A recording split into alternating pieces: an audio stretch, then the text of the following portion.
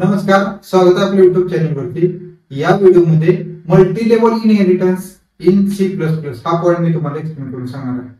बघा, the process of inheriting properties from derived class into new class is called as multi level inheritance.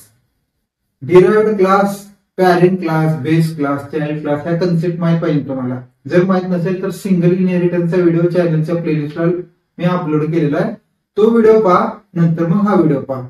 बघा, single इनहेरिटन्सची diagram ही अशी असते। बी class काय असतो? Derived class असतो। जो दुसऱ्या क्लासच्या प्रॉपर्टीज ऍक्सेस करतो त्याला आपण काय म्हणतो?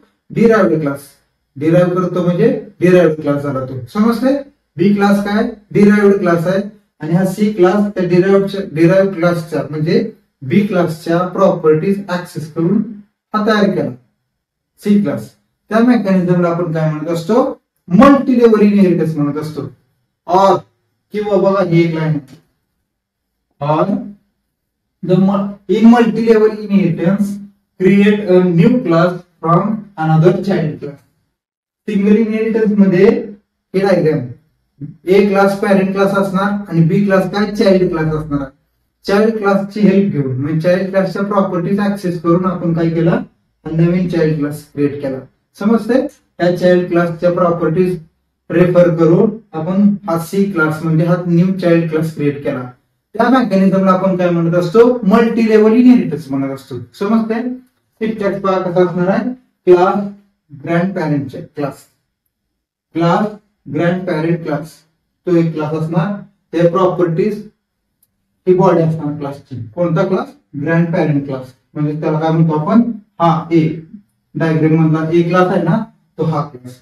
नंतर क्लास पॅरेंट क्लास कोलन हा ग्रँड पॅरेंट क्लास आहे ना, ते मेन्शन करायला public grandparent class. Opening curly brace, closing curly brace ही बॉडी असणार त्या कोणत्या? पॅरेंट क्लासची। सेमीकोलन दिला, नंतर next class child class colon public parent class. हा पॅरेंट क्लास म्हणजे काय? बी डायग्राम मधला। चाइल्ड क्लास म्हणजे काय? सी डायग्राम मधला। चाइल्ड क्लास कोलन हा पॅरेंट क्लास इथे मेन्शन करायचा, चाइल्ड क्लासची बॉडी इथे असणार आहे। समजते? तर मग आता ऍक्सेसिबिलिटी प्रत्येक क्लासला किती किती असणार आहे बघा। क्लास हे फक्त त्या क्लासच्या प्रॉपर्टी ऍक्सेस करणार, बी क्लासच्या किंवा सी क्लासच्या प्रॉपर्टी ऍक्सेस करणार नाही। ग्रँड पॅरेंट क्लास हा फक्त त्याच्या क्लासच्या प्रॉपर्टी ऍक्सेस करणार, त्या क्लासच्या पॅरेंट क्लासच्या किंवा चाइल्ड क्लासच्या प्रॉपर्टी ऍक्सेस करणार नाही। नंतर पुढे क्लास बी म्हणजे कोणता? Parent class.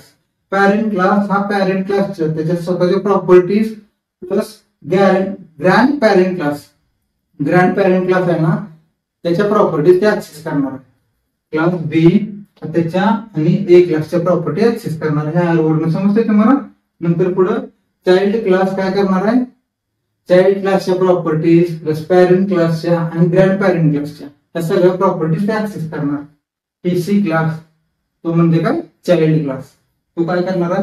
त्याच्या प्रॉपर्टी ऍक्सेस करणार स्वतः सी क्लासच्या, नंतर बी क्लासच्या आणि इनडायरेक्टली ए क्लासच्या पण ऍक्सेस करणार, कारण की बी क्लास ए क्लासच्या प्रॉपर्टी ऍक्सेस करते। यार तू समजते? सी क्लास बी क्लासला काय हवंय त्याला ऍक्सेसिबिलिटी आहे ना बी क्लासला, तेवढी ऍक्सेसिबिलिटी सी क्लासला पण असणार आहे। म्हणजे इनडायरेक्टली ए क्लासच्या प्रॉपर्टीज पण सी क्लास ऍक्सेस करणार। समजते सगळ्यांना? आता स्क्रीन शेअर करून दाखवतो एक्झॅक्ट प्रोग्राम कसा असणार आहे। बघा, मल्टी लेवल इनहेरिटन्सचा प्रोग्राम कसा असणार आहे।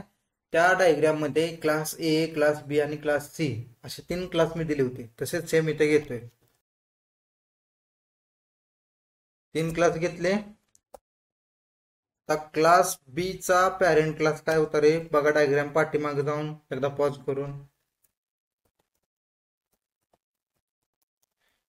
ए क्लास ए, क्लास सी चा कोण होता? बी क्लास होता, बरोबर? हा, आता फॉर एक्झाम्पल मी इथं एक व्हेरिएबल घेतोय, एक्स व्हेरिएबल क्लास ए मध्ये, क्लास बी मध्ये वाय घेतला। आता हे एक्स आणि वाय आहे ना मी सी मध्ये ऍक्सेस करून दाखवतो। बघा कसं ऍक्सेस करायचा.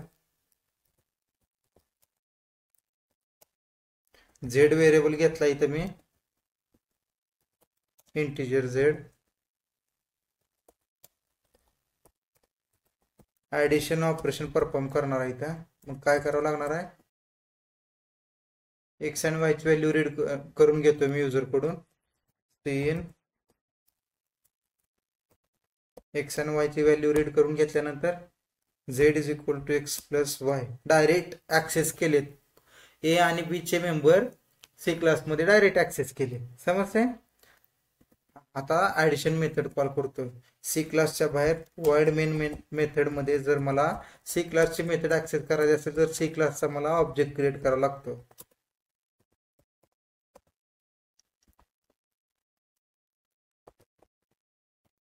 Addition method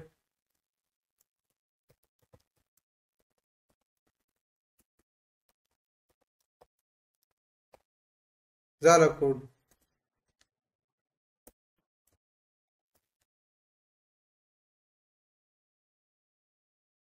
sorry, enter the value of x and Y 10 आणि 20. ऍडिशन येत नाही. काय येत नाही, कारण प्रिंट केली नाही आपण. प्रिंट करू इथं, enter the value of X 10 आणि वायची value 20. Addition is equal to 30. समजतंय काय केले आपण येते लक्षात.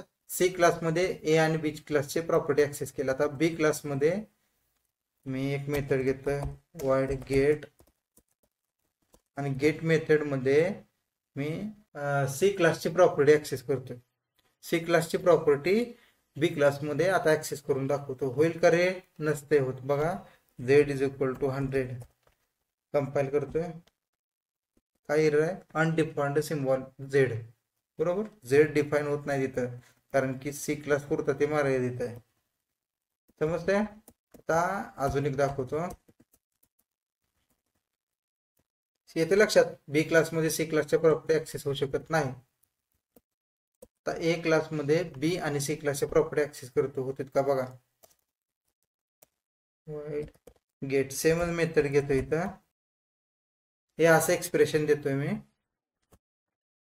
बघा, undefined symbol Z, undefined symbol Y.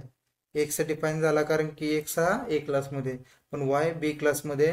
ए क्लास पॅरेंट क्लास असल्यामुळं बी क्लासचा, येते लक्षात, बी क्लासचा ए क्लास पॅरेंट क्लास असल्यामुळं ते काय ऍक्सेसिबल नाही ए क्लासला बी क्लासच्या प्रॉपर्टीज. सेम सी क्लासमध्ये झेड आहे, आणि सी क्लास हा ग्रँड चाइल्ड क्लास आहे ए क्लासचा. बरोबर, मग ए क्लासमध्ये आपण सी क्लासच्या प्रॉपर्टी ऍक्सेस करू शकत नाही. सी क्लासमध्ये ए क्लासच्या प्रॉपर्टीज आपण ऍक्सेस करू शकतो. समजलंय. आता रन होईल प्रोग्राम, होत असतोय. कन्सेप्ट समजले असेल तर व्हिडिओ लाईक करा, तुमच्या मित्रांशी शेअर करा, चॅनल सबस्क्राईब करा. थँक्यू.